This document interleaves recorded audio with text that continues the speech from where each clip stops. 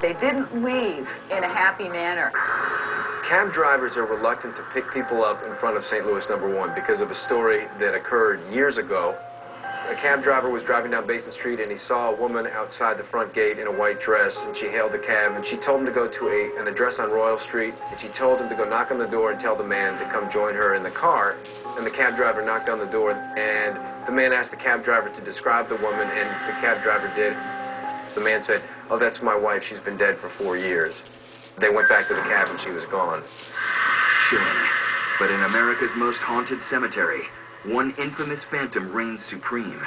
New Orleans' most powerful priestess of voodoo, Marie Laveau, who was buried here in 1897. Once a hairdresser to wealthy white families, Madame Laveau soon became the leader of all voodoo practitioners in New Orleans. People learned to fear her. She acquired a reputation for casting spells for love or for revenge or to keep you safe if you were going to go to jail. One of the reasons she's so compelling is that people believe that her spirit is still with us. They feel her presence very strongly, and more strongly than anywhere here in this cemetery. This tomb is that it's the final resting place of Marie Laveau. Many voodoo practitioners come here in order to commune with her spirit, so it's an absolute shrine for a lot of voodoo practitioners.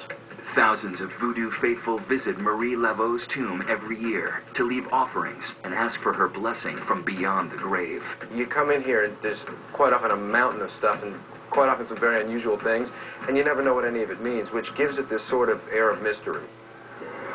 Take those X's scribbled all over her grave.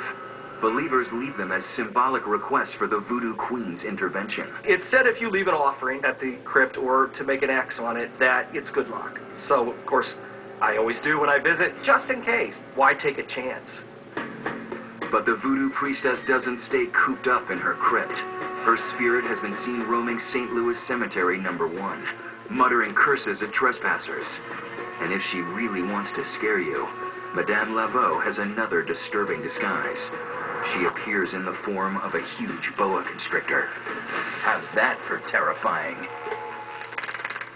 When we returned, we tour a grisly crime scene where the spirits are so restless, even our psychic medium was scared out of her wits. Oh, I'm so sorry. I have to leave. When the most terrifying places in America returns.